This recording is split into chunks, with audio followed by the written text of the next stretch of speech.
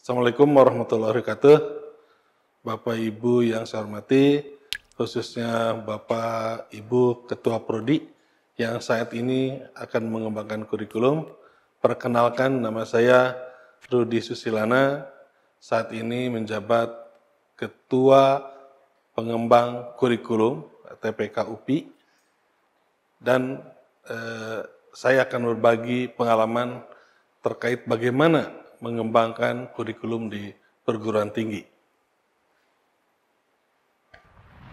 Ada beberapa aturan yang harus kita kaji dan kita gunakan sebagai acuan dalam mengembangkan kurikulum di perguruan tinggi, khususnya terkait dengan Undang-Undang Perguruan Tinggi, Permendikbud Dikti, Standar Dikti, kemudian KKNI, dan beberapa standar yang harus diikuti oleh tim pengembang kurikulum ketika kita akan mengembangkan kurikulum program studi.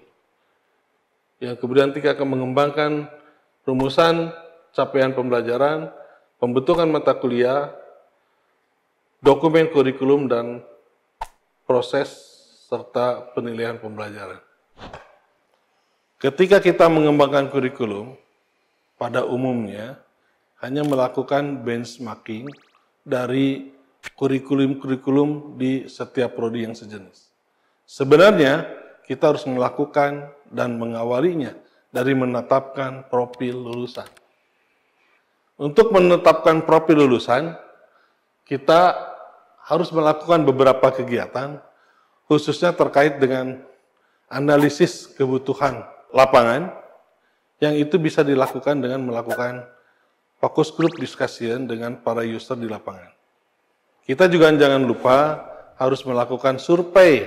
Ketika kita mengembangkan kurikulum suatu prodi di perguruan tinggi, umumnya orang hanya akan melihat struktur kurikulum mata kuliah yang ada di perguruan tinggi tersebut dan membandingkan dengan mata kuliah yang ada di kurikulum kita, dan kemudian kita menetapkan mata kuliah apa yang seharusnya ada di dalam kurikulum prodi kita. Proses itu sebetulnya tidak salah, hanya tidak tepat. Bapak dan Ibu yang saya hormati, mestinya proses itu dilakukan melalui beberapa hal, termasuk kajian terhadap kurikulum yang sudah ada, juga kajian terhadap alumni, dan kajian terhadap kebutuhan di lapangan, yang mungkin bisa dilakukan dengan melakukan focus group discussion dengan para user di lapangan. Ada beberapa langkah yang harus diikuti ketika kita mengembangkan kurikulum program studi. Langkah pertama adalah menetapkan profil lulusan. Untuk menetapkan profil lulusan, maka langkah pertama yang harus dilakukan oleh Bapak Ibu Ketua Prodi adalah menetapkan profil lulusan. Menetapkan profil lulusan bisa dilakukan melalui beberapa kegiatan, yaitu FGD dengan user, teacher study terhadap alumni, kajian bersama sesama asosiasi atau perkumpulan program studi sejenis, dan masuk dari pihak stakeholder lain terkait dengan lulusan atau profil lulusan yang akan kita tetapkan. Setelah kita menetapkan profil lulusan, kita harus menetapkan rumusan capaian pembelajaran lulusan, atau istilahnya CPL. Merumuskan CPL harus berdasarkan aturan yang ada di dalam KKNI. Isi dari CPL mencakup 4 domain. Yang pertama adalah domain sikap, kedua domain pengetahuan, ketiga domain keterampilan umum, dan keterampilan khusus. Dalam SN Dikti telah ditetapkan rumusan capaian sikap dan rumusan capaian keterampilan umum. Teman-teman di Prodi, Bapak Ibu di Prodi, tinggal merumuskan capaian pembelajaran pengetahuan dan capaian pembelajaran khusus yang alineanya atau deskripsi alineanya ada di dalam KKNI. Ada hal yang harus diperhatikan ketika kita menetapkan capaian pembelajaran domain sikap dan capaian pembelajaran domain keterampilan umum, sebaiknya ditambah dengan capaian pembelajaran sikap dan capaian pembelajaran keterampilan umum yang menjadi ciri khas dari institusi Bapak dan Ibu.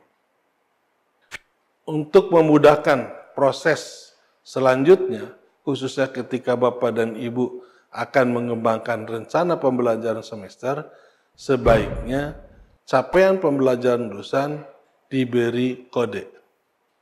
Bapak Ibu yang saya hormati,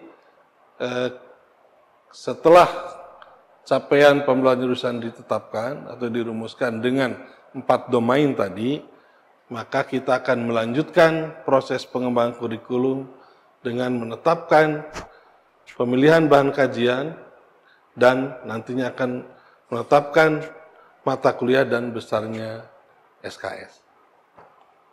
Pengalaman kami di UPI, setelah kami melakukan dan menetapkan rumusan capaian lulusan, kami juga melakukan beberapa evaluasi yang terkait dengan 4 hal. Yang pertama, evaluasi dokumen kurikulum, evaluasi implementasi kurikulum, evaluasi hasil kurikulum, dan evaluasi dampak kurikulum.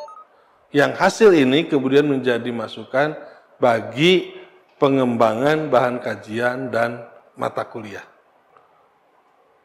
Dalam mengevaluasi kurikulum, kita membandingkan capaian pembelajaran yang telah ditetapkan dengan kurikulum yang ada pada saat ini. Ada 3 hal yang akan terjadi. Yang pertama, bahwa mata kuliah yang ada saat ini sesuai dengan capaian pembelajaran yang ditetapkan. Yang kedua, ada mata kuliah yang ada saat ini tetapi tidak sesuai dengan capaian pembelajaran yang telah ditetapkan. Artinya, kemungkinan mata kuliah itu akan dihapus. Yang ketiga, ada capaian pembelajaran tetapi belum terekam di dalam mata kuliah pada kurikulum kita. Artinya, bahwa mata kuliah itu harus dimunculkan atau sebagai mata kuliah baru. Terkait dengan susunan mata kuliah, itu ditetapkan berdasarkan struktur kurikulum yang dikembangkan oleh perguruan tinggi. Apakah ada mata kuliah MKU, mata kuliah fakultas, atau mata kuliah program studi. Dan juga bisa jadi ada mata kuliah pilihan-pilihan yang ada di setiap program studi. Setelah proses-proses ini terjadi, tadi menetapkan profil lulusan, merumuskan capaian pembelajaran lulusan, kemudian mengembangkan bahan kajian dan mengevaluasi kurikulum yang sebelumnya dengan menyesuaikan terhadap rumusan capaian pelajaran, termasuk mata kuliah dan besar SKS, juga terkait dengan susunan mata kuliah, maka inilah yang disebut dengan dokumen kurikulum.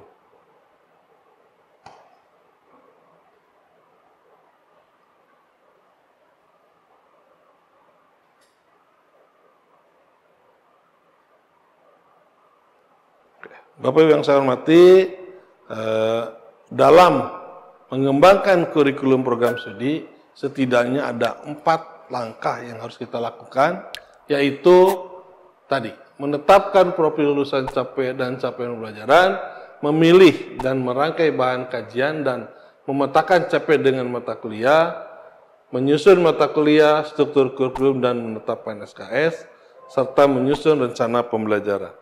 Inilah yang disebut dengan dokumen kurikulum, sedangkan menyusun rencana pembelajaran adalah dokumen perangkat pembelajaran.